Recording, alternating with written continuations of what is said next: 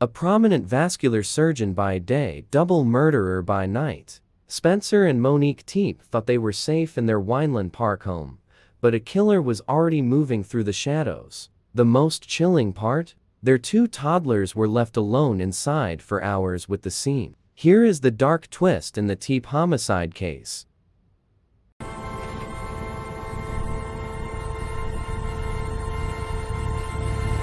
2 small children were crying inside a quiet house in Columbus, Ohio. No one answered the door. No one came to comfort them upstairs. Their parents were already dead, and the man police say did it once called one of them his wife.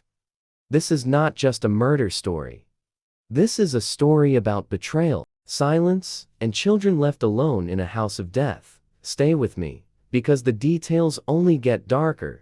And if you follow true crime stories that demand justice, subscribe now. Stories like this should never be forgotten. People that, not a single person could say a bad word about them. It was not a random act. It seems a lot more intentional than that. Personal. You think that you just took 2 friends and obviously 2. We hear about murder cases every day, but some details stop people cold. This one did. Spencer and Monique Tepe were killed inside their own home, shot, executed. Their children were inside the house the entire time. No forced entry. No warning signs. No screams heard by neighbors, and the suspect, a respected surgeon. An ex-husband, a man who disappeared across state lines. This case forces one question: why would someone do this? Spencer Tepe was 37 years old, a dentist, a father, a man who showed up to work every day. He graduated from the Ohio State University College of Dentistry. He had his own practice. Patients trusted him, colleagues respected him. He was building a life, a career, a future with his family. Monique Tepe was 39, mother of 2, a woman rebuilding her life after divorce, someone who had moved forward. She had been married before. To Michael McKee, a surgeon in Chicago. They married in 2015. It didn't last. By 2017, they were divorced. Monique moved on. She found Spencer. They built something new together, a blended family, a second chance. The kind of love story that starts after heartbreak. They lived in Wineland Park, Columbus, Ohio. Normal neighborhood, the kind of place where kids play on sidewalks, where families sleep with unlocked doors, where people know their neighbors. No one expected what happened next. Police believe the murders happened between 2:00 a.m. and 5:00 a.m. late at night, while the city slept. While most people were hours away from their morning alarms, inside the home, Spencer and Monique were on the 2nd floor. In their bedroom, where they should have been safe, they were shot and killed multiple times. There were no signs of forced entry. That matters. It means whoever came inside was likely known, trusted, or let in. The doors were locked from the outside. The windows were intact. Nothing was smashed. Nothing was broken. This wasn't a burglary gone wrong. This wasn't a random act of violence. This was targeted. Downstairs, their children, ages 4 and 1, were still alive, still breathing, still waiting for hours. They woke up that morning. They cried. They called for their parents. No one came. This is the part that haunts investigators. The children were not discovered right away. Spencer didn't show up for work the next morning. That raised alarms. He was never late. He never missed appointments. His staff tried calling. No answer. His friends grew concerned. A friend went to check on the house. He knocked. No response. He called police.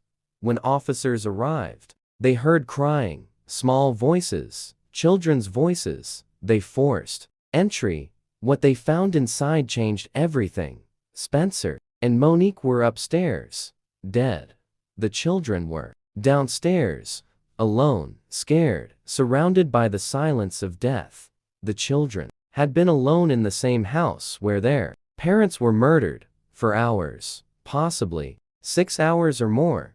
Experts say exposure like this can cause lifelong trauma, even if the children don't fully understand what happened, even if they can't articulate the fear, the abandonment, the confusion. The house that was meant to protect them became a crime scene.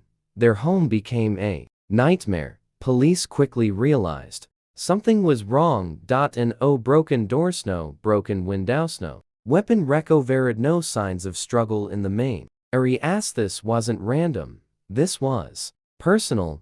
The Columbus Police Department's homicide unit took over. Detectives began canvassing the neighborhood, interviewing neighbors, checking doorbell cameras, reviewing traffic footage. They were looking for anything unusual, any vehicle that didn't belong, any person who seemed out of place. Investigators began reviewing surveillance footage from the neighborhood. That's when everything changed. Cameras showed a vehicle entering the area shortly before the shootings. A dark SUV, moving slowly. Deliberately. It circled the block once, then parked near the Tepe residence. The timestamp, 2:47 a.m. The vehicle sat there, lights off, engine off, for several minutes. Then someone exited. The footage was grainy, but the build matched, the movement matched, and then hours later the same vehicle left. 3:52 a.m. That vehicle was traced back to Michael David McKee, age 39, licensed vascular surgeon, living in Chicago, a man with no criminal record, a man with a prestigious career, a man who saved lives for a living. And here's the connection. Michael McKee is Monique Tepe's ex-husband. They were married in 2015. Monique and Michael, a young couple, both ambitious, both educated. From the outside, it looked perfect. But marriages aren't always what they seem. Divorced in 2017, just 2 years later, the details of the divorce are sealed, but court records show disputes, disagreements over property, disagreements over finances, and possibly more. Years had passed. Monique had moved on. She was with Spencer now. They were raising children together, building a life together. But something clearly had not ended. Not for Michael. Because on the night of the murders, he drove from Chicago to Columbus. Over 6 hours. In the middle of the night, with a purpose. On January 10, 2026, police arrested McKee in Rockford, Illinois. He was at a hotel. Alone. No chase. No resistance. He didn't run when officers knocked. He didn't fight when they put him in handcuffs. He simply complied. As if he knew this moment was coming. He is now facing 2 counts of murder. The extradition process is underway to bring him back to Ohio. His attorney has not made a public statement. His family has remained silent. His colleagues are in shock. The public reaction was immediate. How does a surgeon become a murder suspect? How does an ex-husband end up tied to a double homicide? And why were children left alive? Social media exploded. Reddit threads filled with theories. Facebook groups demanded answers. TikTok videos analyzed every detail. Because this case doesn't fit the mold. The suspect isn't a stranger. He's educated, successful, respected.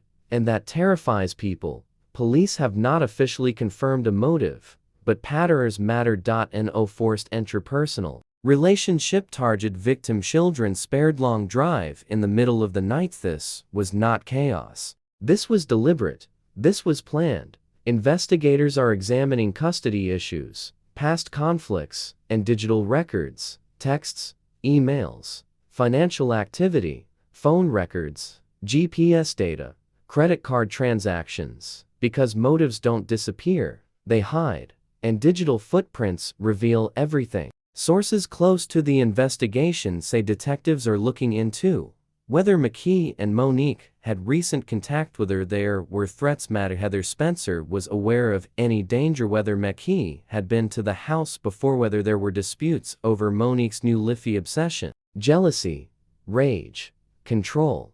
These are the usual suspects when ex-spouses kill. And all signs point to one or more of these. This is hard to talk about, but it matters. Criminal psychologists often say when children are spared, it means the crime was focused on the adults, not the family. It suggests control, intent, and rage directed at specific people. The children were not the target. They were collateral. Witnesses. But not threats. Not an accident. Not a mistake. Dr. Catherine Ramsland, a forensic psychologist, has studied cases like this. She says, when an offender leaves children alive, especially young children who can't identify them, it indicates the violence was personal and specific. The killer had a relationship with the victims, and likely felt justified in their actions. Justified. That word is chilling. Because it means in McKee's mind, if he did this there was a reason that made sense to him, even if it makes no sense to anyone else. This case shocked people because of who the suspect is. A surgeon is trained to save lives. To remain calm under pressure. To work with precision. To make life or death decisions in seconds. That same precision can exist in violence. That same calm can exist in murder. Intelligence does not equal morality. Status does not prevent rage, and titles don't stop obsession. Columbus is grieving. Neighbors are angry. Parents are terrified. The Wineland Park community held a vigil, candles, flowers, photos of Spencer and Monique. Hundreds of people showed up. Strangers, friends, colleagues, all united in grief. They were good people, one neighbor said. They didn't deserve this. No one deserves this. Local schools sent counselors. Churches opened their doors. Therapists offered free sessions. Because trauma spreads. It doesn't stay contained to one family. It ripples outward, touching everyone who knew them, everyone who heard the story, everyone who has children of their own. And the focus is now on the children. Where will they go? Who will raise them? How will they recover? The Tepe family released a statement thanking law enforcement. They asked for privacy, and they asked the public to remember who Spencer and Monique were, not just how they died. Spencer was a devoted father and a talented dentist who cared deeply for his patients. The statement read, Monique was a loving mother who brought joy to everyone she met. They will be remembered for their kindness, their love, and their dedication to their family. Michael McKee remains in custody. In Illinois, awaiting extradition to Ohio.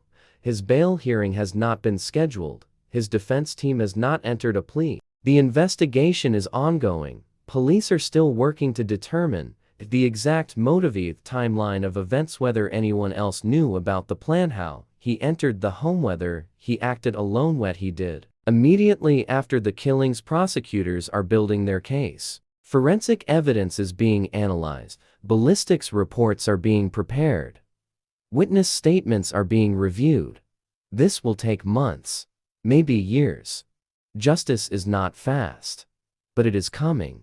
Because it hits every nerve.